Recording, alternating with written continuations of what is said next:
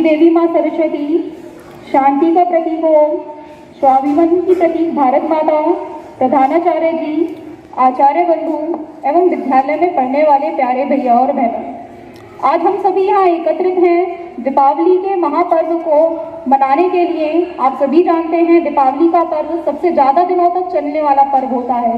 यह पूरे 5 दिनों तक चलता है और ऐसा पर्व और किसी दिन नहीं आता है जिसमें इतने लंबे समय का काल हमें त्योहारों को मनाने का एक साथ मिल रहा होता है। तो दीपावली का पर्व एक महापर्व है जिसे पूरे भारतवर्ष में इतने हर्षोल्लास के साथ मनाया जाता है और दिन प्रतिदिन 5 दिन मनाने के बाद भी इसकी जो चमक है वह कम नहीं होती है। दिन प्रतिदिन इसकी चमक बढ़ती रहती है, आभा बढ़ती रहती है। तो आज सभी हम जानेंगे कि दीपावली का पर्व हम क्यों मनाते हैं, क्योंकि प्रत्येक पर्व के पीछे कोई ना कोई पौराणिक कथा जुड़ी होती है। पौराणिक कथा के चलते ही हम एक पर्व को प्रत्येक वर्ष इतने हर्षोल्लास के साथ मना रहे होते हैं।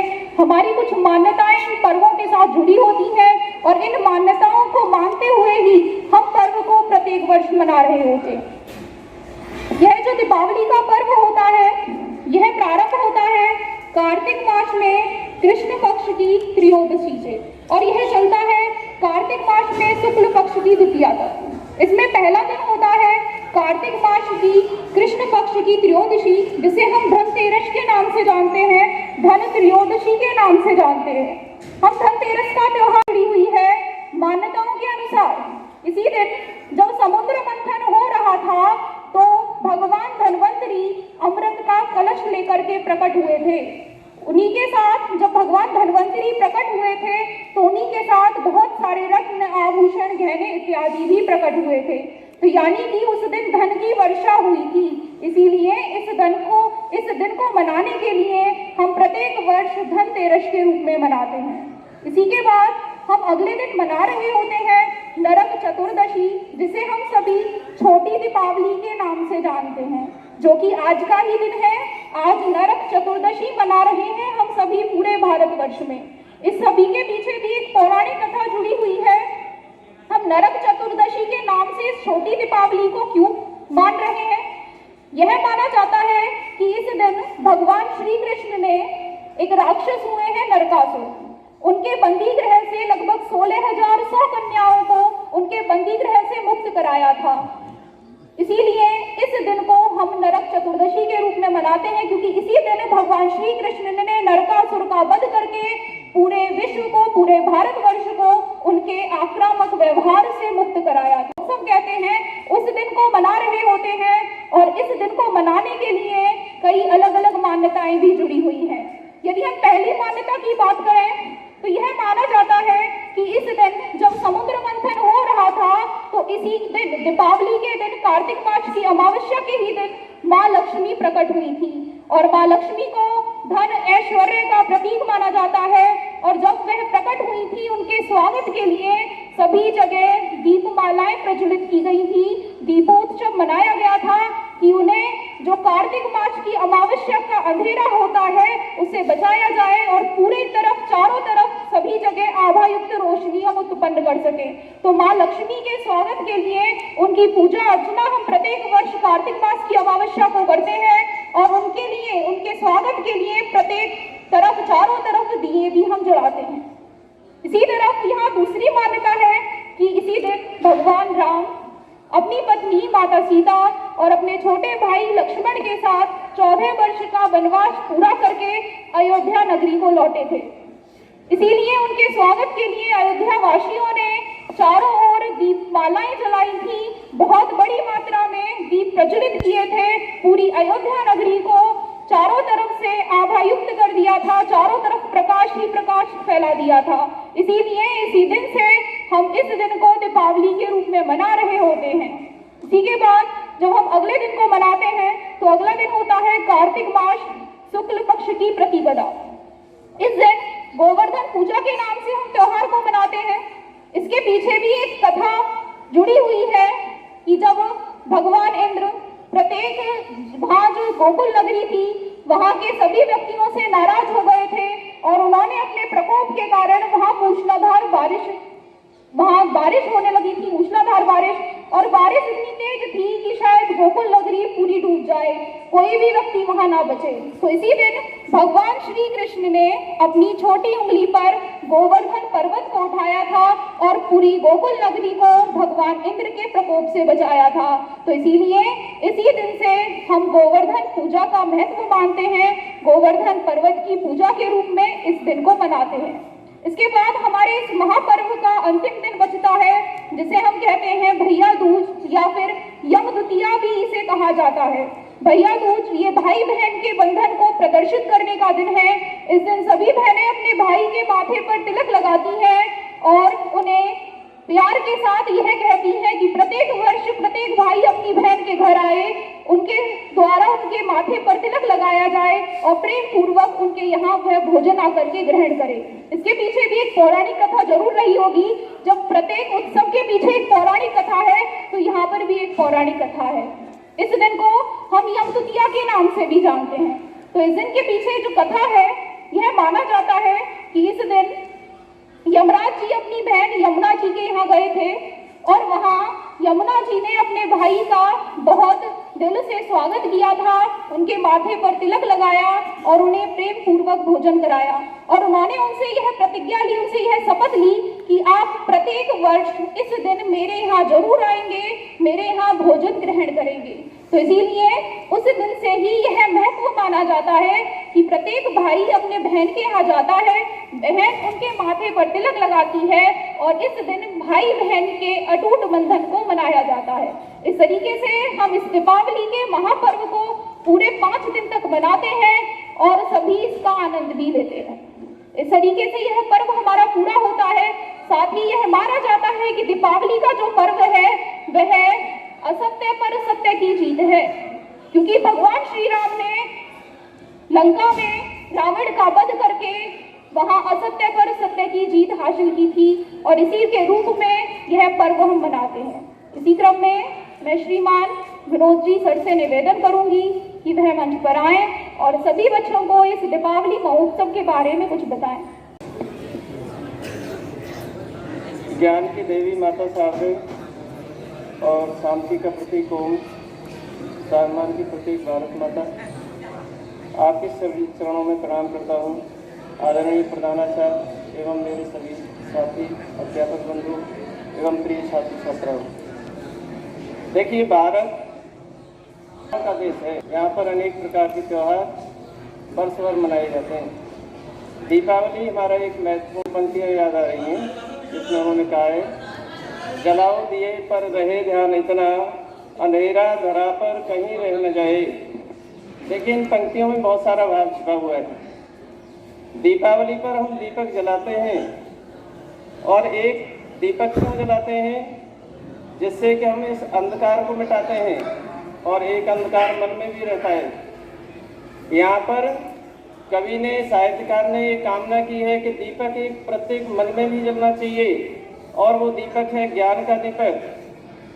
क्योंकि जो बाहर वाला दीपक है वो बाहर के अंधकार को दूर करता है, मन के अंधकार को केवल ज्ञान के दीपक से दूर किया जा सकता है। और ज्ञान का दीपक वह दीपक है जो पूरी हर स्थिति में अंधकार को दूर करता है। इसलिए प्रत्येक अध्यापक, छात्र और प्रत्येक व्यक्ति को अपने मन में ज्ञान का वो दीपक जलाना चाहिए जिससे पूरी सृष्टि, पूरे संसार का अंधकार दूर हो जाए। ठीक है। और जैसा हमारी बहन ने बताया है, बहन जी ने, कि बहुत सारी लोक कथाएं, पौराणिक कथाएं इससे जुड़ी हुई हैं और उसमें एक ये भी है कि भगवान राम जब लंका से या 14 वर्ष के वनवास से वापस आए थे तो उनकी स्वागत में दीप जलाए गए। मैं आपसे ये पूछना चाह रहा हूँ कि दीपावली ये 2 शब्दों से मिलकर बनी है और वो दोनों शब्द संस्कृत के हैं। कोई बच्चा बता सकता है? एक है दीप और एक है अवली। दीपों का समूह। दीप का अर्थ है दीपक और अवली का अर्थ है पंक्ति। दीपावली का अर्थ हुआ दीपकों की पंक्ति। दीपकों की पंक्ति बनाकर हम जो है इस त्योहार को मनाते हैं। भगवान राम जो कि एक कैसे पुरुष थे, मर्यादा पुरुषोत्तम कहा जाता है। अगर मर्यादा की बात आती है तो भगवान श्री राम से आती है। जब वनवास उन्हें हुआ, वह शक्तिशाली थे, बुद्धिमान थे, अपने माता पिता की यानी पिता की आज्ञा का विरोध कर सकते थे, इस लायक थे, समर्थ थे, लेकिन उन्होंने विरोध नहीं किया। क्यों? क्योंकि वो मर्यादा से बंधे हुए थे। उन्हें मर्यादा पुरुषोत्तम यूं ही नहीं कहा जाता, कुछ कारण है जब उन्हें मर्यादा पुरुषोत्तम कहा जाता है। पिता की आज्ञा का पालन किया। हम और आप भी मर्यादाओं से बंधे हैं। एक अध्यापक या किसी के माता पिता बुजुर्ग और कमजोर होते हैं और उनका छात्र, उनका बच्चा चाहे कितना भी पहलवान हो, लेकिन उनकी हर डांट को वो सुनता है। क्यों? क्योंकि वो भी मर्यादा से ही बना हुआ है। भगवान राम का जन्म एक ऐसे क्षत्रिय कुल में हुआ था जहाँ एक से एक महान व्यक्ति पैदा हुए हैं, चाहे वो राजा मानदाता रहे हों, ऋषि विश्वामित्र रहे हों, भागीरथ रहे हों। इस गंगा मैया को धरती पर लाने वाले भी राम के वंशज ही थे, भागीरथ, जो शिव जी की जटाओं से गंगा को धरती पर लाए थे। और आप जिस मंत्र का उच्चारण करते हो प्रतिदिन प्रार्थना में, ओम भूर्भुवः स्वः, इसका भी निर्माण विश्वामित्र ने किया था, जो भगवान राम के ही वंशज थे। तो भगवान राम एक बहुत उच्च कुल के व्यक्ति थे, लेकिन उन्होंने जीवन पर्यंत अपनी मर्यादाओं का पालन किया था। अब बात दीपावली पर, मैं आपसे ये कहना चाहता हूँ, जैसे दीपावली हमारा बहुत प्रचलित और लोकप्रिय त्यौहार है, हम अनेक प्रकार से इसे मनाते हैं, लेकिन कुछ प्रथाएं हैं, जैसे धमाके चलाना। जब हम धमाके चलाते हैं बहुत अधिक मात्रा में, तो यहाँ से वायुमंडल में प्रदूषण भी होता है। हमारे त्यौहार की खुशी मनाने के बहुत सारे तरीके हैं। मिठाई बांटें, एक दूसरे से प्यार से मिलें, अपने घरों को सजाएं, दीपक ज़्यादा से ज़्यादा जलाएं, लेकिन धमाके कम से कम चलाएं। होता यह है कि दीपावली के बाद प्रदूषण का स्तर बहुत अधिक बढ़ जाता है। और मेरी आपसे बहुत शुभकामनाएं हैं दीपावली की। आप इन सारी बातों का ध्यान रखें और खूब खुशी से त्यौहार मनाएं। लेकिन एक बात, ये गोपाल दास नीरज वाली पंक्ति फिर मुझे याद दिलानी है आपको, जलाएं दिए पर रहे ध्यान इतना, अंधेरा धरा पर कहीं रह न जाए। ये दीपक एक प्रत्येक बच्चा, प्रत्येक व्यक्ति अपने मन में एक ज्ञान का दीपक भी जलाए। धन्यवाद। ज्ञान में आलोक की देवी मां शारदे, स्वाभिमान की प्रतीक भारत माता, जन जन में व्याप्त हो। आदरणीय प्रधानाचार्य जी तथा मेरे सहयोगी बंधुओं और इस बगिया में खिलखिलाते भैया बहनें, यानी पुष्प रूपी भैया बहनों, देखिए दीपावली क्यों मनाई जाती है कि मुझसे पहले बता दिया है विनोद जी ने और गुंजन जी ने, दोनों ने बता दिया है कि दीपावली क्यों मनाई जाती है, इसका क्या उद्देश्य है। देखिए दीपावली एक दीपों का त्योहार है। इस दिन होता क्या है, हमने खाली बस दीपक जला दिए, इतने 51 दीपक जला दो या इतने दीपक जला दो, दीपक जला दिए और उसका महत्व पता नहीं है, तो दीपों को जलाने से कोई फायदा नहीं है। दीप जलाने से पहले अपने मन में भी दीपक जलाना है। मन में दीपक क्या जलाना है कि हमें जो अंधकार है उस मन के अंधकार को मिटाना है। जो हमारे मन में अंधकार है, पहले उस मन के अंधकार को मिटाकर मन में उजाला लाना है। अब कह लोगे मन के अंधकार को कैसे मिटाएं? यानी मन में जो बुराइयां हैं, हमारे दिल में जो बुराइयां हैं, उन बुराइयों को मिटाकर और अपने अंदर एक अच्छाई ग्रहण करें। दूसरों की आलोचना करनी बंद करें और दूसरों के किसी भी काम में दखल देना बंद करें। और यदि कोई गलत काम भी कर रहा है तो उसकी चर्चा ना करके अपने उसके जो अच्छे कर्म हैं उसकी तरफ ध्यान दिया जाए। यानी किसी के भी अच्छे ही कर्मों को ग्रहण किया जाए। होता क्या है, कोई गलत कर रहा है तो उसकी चर्चा ज्यादा होती है और किसी के अच्छे कर्मों की तरफ ध्यान नहीं दिया जाता। यदि हम किसी के अच्छे कर्मों को ग्रहण करने की कोशिश करें तो शायद है इससे हमारे मन का अंधकार पूरा मिट जाएगा और मन में एक अलग उजाला होगा। तो दीप से पहले अपने मन में दीपक जलना चाहिए, उसी के बाद उन दीपों को जलाने का असली महत्व है। और मैं सभी भैया बहनों को और अपने सहयोगी बंधुओं को दीपावली की हार्दिक हार्दिक शुभकामनाएं देता हूं। धन्यवाद। दीपावली के महत्व के बारे में बहन गुंजन जी ने, भाई विनोद जी ने और इस विद्यालय के वरिष्ठतम आचार्य श्री आदेश जी ने आपको विस्तार से बताया। आओ हम भी आज जावल ऋषि महाराज की भूमि में मां शारदे के चरणों में हम भी दिवाली का महत्व को समझते हुए, उनकी अच्छाइयों को ग्रहण करते हुए कि इस दिवाली से क्या क्या हमें सीखना है और क्या गलत चीजें हैं उन पर ध्यान नहीं देना है, ये सीखते हुए दिवाली का महत्व, दिवाली की आप सभी लोगों को, अपने सहयोगियों को, अपने प्रिय बच्चों को मैं हार्दिक शुभकामना देता हूं। बच्चों, आपको बताया गया कि दीपावली मन के अंधकार को दूर करना है, तभी जो बाहर का अंधकार है तभी मिट पाएगा। तो हमें ये बुराइयों से छुटकारा पाना है और अपने मन के अंधकार को दूर करके मां शारदे से प्रार्थना करना है कि हमें वो इतना ज्ञान दे दें कि हम सृष्टि के निर्माण में अपना सहयोग दे सकें। दिवाली के महत्व के बारे में ज्यादा क्या बताऊं, क्योंकि बहन गुंजन ने विस्तार से किस तरह की दिवाली, कौन सी दिवाली कैसे मनाई जाती है उसके बारे में आपको बता दिया और आशा करता हूं कि आपने समझ भी लिया होगा। आज के जो हमारे प्रोग्राम हैं उनके बारे में ही मैं बताना चाहूंगा। सभी आचार्य जी तीसरे घंटे में अपनी अपनी क्लासों में जाएंगे और बहन भारती जी उन्हें टॉपिक देंगे और वो विद्यार्थियों से उस टॉपिक पर कला का अभ्यास कराएंगे, कला की प्रतियोगिता कराएंगे। उससे पहले और दूसरा घंटा हमारा विद्यालय चलेगा, पठन पाठन होगा जिस तरह से रोज होता है।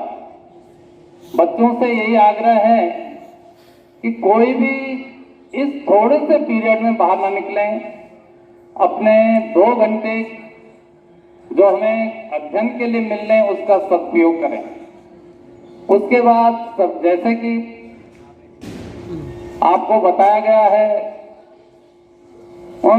उनके द्वारा जो आज के कार्यक्रम के संयोजक हैं, चाहे वो रंगोली हो या आर्ट की प्रतियोगिता हो, उसी के अनुरूप आपको कार्य करना है और ये कार्य लगातार 5 घंटे तक जारी रखना। उसके बाद क्या होगा वो सब आपके आगे आ जाएगा। तो बच्चों, पुनः मैं आपको दीपावली की बहुत बहुत शुभकामना देता हूं और आशा करता हूं कि आप प्रदूषण, जैसे कि अभी विनोद जी ने बताया कि जो पटाखे हैं वो बहुतों की जिंदगी को लीन कर देते हैं। प्रदूषण इतना होता है कि जैसे हम जैसे बुजुर्ग हैं उन्हें सांस लेने में तकलीफ होती है, और जब सांस ही नहीं लिया जाएगा तो क्या होगा ये आप स्वयं अवलोकन करें। तो आशा है कि आप इस मंच से बताई गई बातों पर ध्यान देंगे। अंत में पुनः दीपावली की बहुत बहुत शुभकामनाएं। धन्यवाद।